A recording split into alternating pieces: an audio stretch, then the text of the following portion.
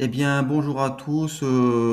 Après la première vidéo sur le mécanisme de la paroi des vaisseaux sanguins, le mécanisme primitif supposé, voici une seconde vidéo qui fait suite à ce mécanisme primitif de la paroi des vaisseaux sanguins, c'est-à-dire le flux sanguin qui influerait sur les fonctions de la paroi vasculaire des vaisseaux. Eh bien, comme il influe sur la fonction de la paroi vasculaire des vaisseaux, on imagine aussi des éléments physiopathologiques comme une origine aussi de l'athérosclérose. Classiquement, ces dernières années, sur l'origine de l'athérosclérose, la première chose, c'est la surcharge lipidique, c'est l'hypothèse classique. Les artères se surchargent en cholestérol, notamment LDL, qui vont abîmer les parois des cellules des vaisseaux sanguin. Ça, c'est la première hypothèse. Donc, je mets une petite image suivante. Et la seconde hypothèse, c'est celle de l'hypothèse inflammatoire pour origine de l'athérosclérose, notamment par Peter Libby, qui a divulgué plus cette hypothèse-là, surtout à partir de 2002. 2002, c'est ça. Et l'inflammation n'est pas seulement une réponse à la maladie cardiovasculaire, c'est le moteur silencieux de l'athérosclérose. C'est souvent ce qu'on dit de lui, comme dans l'image que je donne là précisément. Mais en fait, son assertion plus précise serait celle de l'inflammation participe à l'initiation, à la progression et aux complications thrombotiques de l'athérosclérose. Ça, c'est un changement de paradigme qui date du début du 21e siècle. Mais on en parlait déjà un petit peu avant, mais c'est Peter Levy qui en a parlé plus, et puis s'ensuit beaucoup de travaux depuis ce temps-là. Et la troisième hypothèse aussi dont on parle régulièrement, c'est celle du flux sanguin. Et nous avons un flux sanguin constant dans le sang, c'est-à-dire qui part du cœur. Le cœur expulse le sang depuis ses cavités et il y a un flux régulier sanguin. Et ce flux régulier sanguin apporte une information aux cellules de la paroi des vaisseaux sanguins.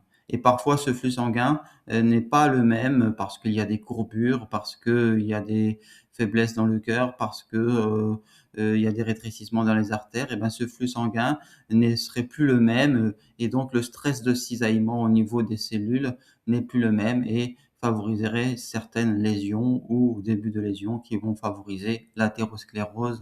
Et nous allons voir ici quelques travaux pas forcément très récents, mais c'est une petite synthèse. Donc revenons à notre hypothèse du flux sanguin comme origine possible, d'après certains scientifiques, de l'athérosclérose. Bien sûr, le flux sanguin constant, à la base, il est régulier, il est plutôt protecteur de la paroi vasculaire. Comme vous le voyez sur le petit schéma que j'ai fait de synthèse, la cellule endothéliale fait par des petits rectangles est le constituant de la paroi interne des vaisseaux sanguins. L'ensemble des cellules endothéliales obéissent à un mécanisme primitif de base dépendant d'un flux sanguin constant régulier. C'est le cœur bat régulièrement et il y a une espèce de balayage régulier au niveau de l'intérieur des vaisseaux sanguins. Et ce flux permet de nettoyer les parois intérieures des vaisseaux sanguins comme les molécules inflammatoires ou les déchets ou les toxiques qui s'accumulent contre les parois, car il y a des adhésions de toxiques sur les parois des vaisseaux sanguins, un peu comme un tuyau d'arrosage qui accumule des déchets sur ses parois au fur et à mesure de son usage. Et pour assurer ce flux sanguin, comme nous l'avions dit, le cœur est évidemment le grand coordonnateur de ce mécanisme primitif de base des cellules endothéliales, supposé primitif, car il y a de nombreuses hypothèses, mais cette hypothèse, elle me semble intéressante. Donc toujours, pour illustrer notre propos, on voit ici, des étoiles bleues qui se baladent le long des parois du vaisseau sanguin, qui symbolisent entre guillemets «les molécules pro-inflammatoires» ou, les déchets. Eh bien, ces molécules inflammatoires donc se baladent le long de la paroi et ont tendance à disjoindre entre elles, les cellules endothéliales. Nous en avions parlé lors de la vidéo précédente. Et donc ainsi, comme vous le voyez dans cette seconde image, le vaisseau sanguin devient perméable, un peu comme un tuyau avec des trous.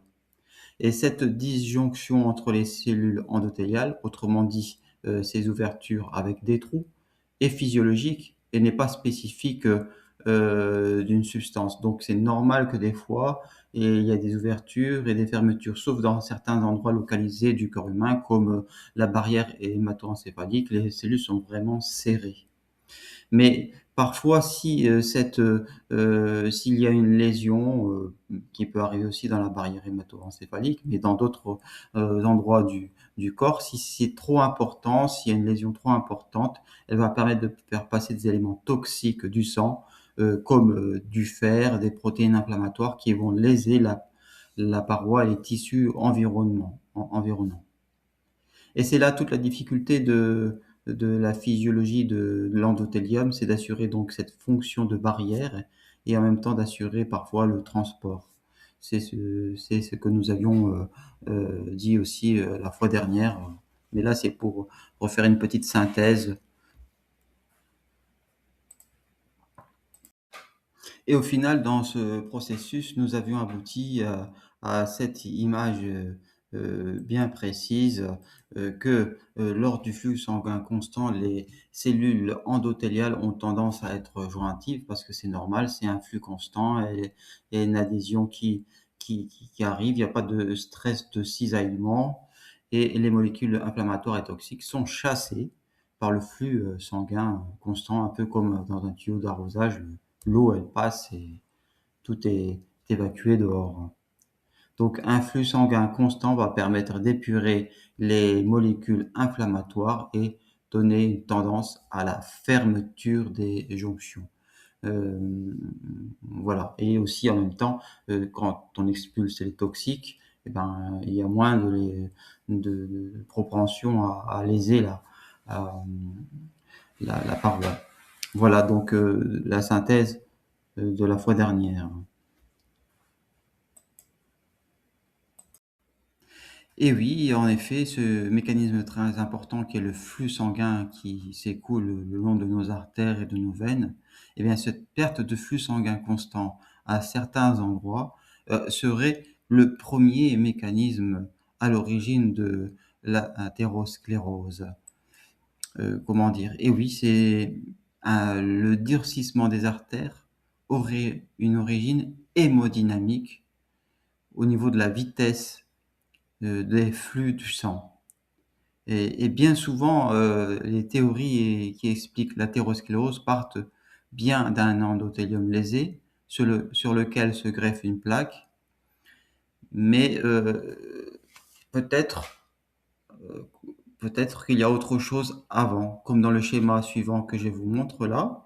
On met une plaque d'athérome et puis il y a un flux qui est perturbé. Mais il y aurait peut-être encore d'autres mouvements entre guillemets «invisibles» au niveau du sang avant que avant la formation de la plaque et de la surcharge lipidique, également. Avant, peut-être même avant l'inflammation, chère à Peter, Libby. Et ceci soulève l'importance de la sensibilité, de la, cellule endothéliale au flux sanguin ainsi que l'importance de faire circuler le sang.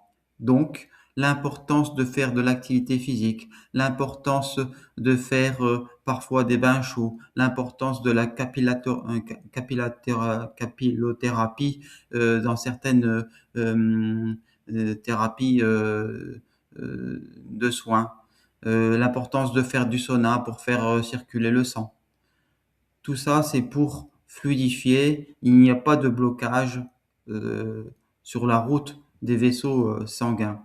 Et là, je vous donne aussi 3 références qui sont un petit peu anciennes parce que j'ai écrit sur ce flux sanguin constant il y a quelques années, mais je reprends mon article sous forme vidéo et je vous mettrai l'article que j'ai fait en lien descriptif il y a quelques années. Mais c'est juste pour remettre en mémoire les choses. Voilà. Donc ici, pour reprendre l'article de Chiu et Chien en 2011, mais c'est bien connu depuis longtemps, hein, que l'athérosclérose se développe surtout sur les grosses artères et les courbures vasculaires. Donc vous voyez ici au niveau de la crosse de l'aorte, au niveau de la flèche athérosclérose, ça se développe, c'est là où se développe l'athérosclérose ou au début des vaisseaux sanguins. Donc c'est pas très étonnant, c'est là où il y a des courbures, c'est là où il y a des angles, c'est là où du flux change et les lésions endothéliales sont beaucoup plus importantes. Donc voilà, c'était pour revenir sur cet article de Chieu et Chienne. Eh bien, nous allons terminer par une note positive sur cette notion de flux sanguin et d'athérosclérose. Eh bien, nous sommes quelque part notre propre médicament. L'activité physique, la chaleur, tout ce qui fait bouger les flux sanguins à l'intérieur de nos vaisseaux est bon et ne favorise pas l'athérosclérose. La sédentarité est vraiment un poison pour notre société et pour nous-mêmes. Nous devons bouger, nous devons avoir une activité régulière. Le corps est optimisé pour marcher. Oui, donc l'activité physique, la capillothérapie, le sauna, les bains chauds et même, je dirais même le froid, tout ce qui va vasodilater ou vasoconstricter un tant soit peu dans le sens physiologique de la chose, le vaisseau sanguin, va rétablir les flux intérieurs, meilleure circulation. Et comme vous voyez dans la suite du schéma, les mécanismes communs seront une augmentation de l'oxyde nitrique qui est bien connu pour avoir des bons effets bénéfiques sur la paroi des vaisseaux sanguins. Il y aura une relaxation des muscles lisses vasculaires, des parois vasculaires, pardon, une amélioration de la circulation sanguine et une diminution de l'inflammation et du stress oxydatif. Donc, on ne peut que vous inviter à bouger et à faire toutes ces activités euh, pour améliorer le flux sanguin constant. C'est donc la conclusion générale de notre vidéo et je vous invite à liker, à commenter si vous aimez bien mes vidéos et à la prochaine pour d'autres sujets. À bientôt. C'était donc le docteur Carlos Polo.